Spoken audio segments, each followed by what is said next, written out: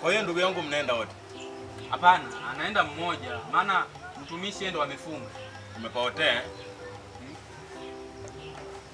Mbona sikuelewi? Hamna. Sasa kwa nini wewe usingeenda? Na wote mko kwenye dini moja. Yeye ndo kafunga mtumishi. Sasa mimi kwa sababu sijafunga nimeona nimwache aende. Ungemsindikiza tu. Sasa kwa nini wewe ndugu yake usiende? Hakuna haja, si nyinyi ndo mliofunga, mimi nimefunga. Ila ungejitahidi na ukaenda ili tukakumbane wote wawili. Tukakumbane, mbona kama unyonge na unachokiongea?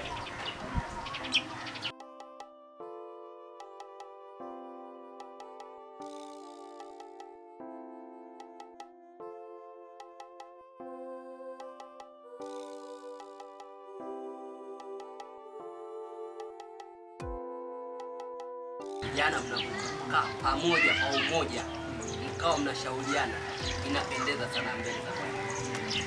Maana hata maandiko yanasema pendaneni kama nilivyowapenda ninyi. Tunda la Roho ni upendo. Inapendeza. Sawa kabisa. Pendeza. Na pia nataka sana kusema asante. Masa umenijenga kwa nimepata ujasiri. Kwa kuamini imani vitendo. Enda kupiga bomu. Lazima mimi niende kufanya jambo. Lazima ukafanye jambo, una Mungu. Unajua hata maandiko yanasema Mathayo 8, ukitaka utaweza. Nimetaka na nitaweza. Hivi brother Niko unaenda kufunga siku ngapi umesema? Nafunga siku 7 kavu. Eti bila kula. Ndio. Kwani wasiwasi wako nini? Amna, tutajiandaa tuna mazishi huko. Hivi brother Niko ndio Mungu anataka mimi mwenye Mungu ninaye. Hivi brother Niko. Unajua umeondoka muda mrefu. Haujaje hapa. Leo hii unakuja kwa sababu una elimu yako ya dini. Eti unakuja tu unasema nataka nikafunge siku 7. Wewe ule mlima unaujua? Wachawi wote wa Manyoni hii Salanda sijui wapi wanakusanyika hapo kwenye huo mlima. We nani wewe peke yako hata kama ndo una Mungu? Mungu mwenyewe sometimes anaangalia hapa. Hapa hapana. Wewe mwenyewe uko peke yako hapo choo kiungana wote. Wewe utaweza kuwa nani wewe? Hizo dini ina maana wafunza dini waambie kwamba wachawi ni watu hatari. Kijana kwa makini tena usikuka asubuhi kubwabwaja tu na bwabwaja tu. Hujui unaongea naye ni nani? Kweli Bwana anasema hivi. Leo brother Niko ananiambia sijui naongea. Kweli unifahamu, unanifahamu kwa nje ila kiundani ufahamu. Maandiko yananiambia hivi kusoma Yohana 14. Yesu alisema sitowaachia yatima, tawacheni Roho Mtakatifu atakaa nanyi. Kwa hiyo mimi sijipeleki mwenyewe pale. Bwana yupo pamoja nami. Sasa mbona unaenda peke yako Roho Mtakatifu ujienda naye? Wewe dogo, shida na nyie vijana sasa hivi mnachanganywa na hii dunia. Si wewe unazungumzia mambo ya kimwili, mimi nazungumza kiroho. Hawa hatuelewani. Hawa ana mapepo. Ndio wanaofanya kuzuia. Amina mtumishi. Umenena. Vijana wengine hao wanasumbuliwa na mapepo. Inavyoonekana ni mapepo kabisa ndio wanafanya kuzuia. Kuna mapepo aina 7. Kuna pepo naye kuja la ubishi, pepo la kutokuwa muelewa. Kwa hiyo kijana huyu bila hofu, bila shaka anaweza kawa na mapepo kabisa. Huyu tumuombe. Mtumishi. Huyu na wasiwasi naye mimi. Muombe nani? Wewe. Eti wote wewe. Sikiliza. Ukitoka kule ukiwa mzima, njoo hapo utaniombea. Nisikilize kijana. Najua unaleta kiburi cha uzima, lakini nataka nikwambie kitu leo. Mungu ndio kila kitu. Yaani Mungu ndio kila kitu. Natangaza sababu ana Mungu. Nicholas alifariki mlimani. Anarudi akiwa mzima. Mimi ni Runga Plus. Alipanda mlima wa Mizeituni, Yesu alipanda kwenda kuomba. Wewe kijana wewe. Au ni bange? Acheni kumdhihaki Mungu. Wagalatia 6 mstari wa 7 anasema ole wake anayemdhihaki Mungu. Mungu hazihakiwi. Sio mimi unadhihaki, unamdhihaki Mungu. Wewe kijana wewe. Huyu tatizo sio bangi au pepo. Haya ni mapepo. Wagalatia 6 mstari wa 7 anasema Mungu hazihakiwi. Wewe kijana wewe. Ninakuonea huruma sana.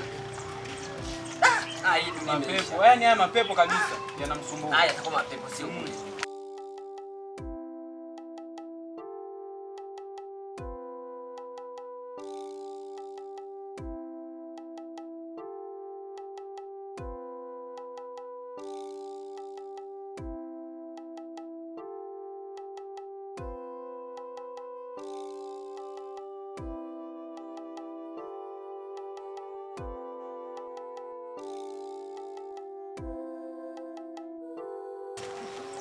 Sasa blaza Niko ndo unaondoka hapo sasa hivi. Na maana sisi tunabaki tunakula nini? Na unajua unapoenda huko kuna mawili, urudi au usirudi.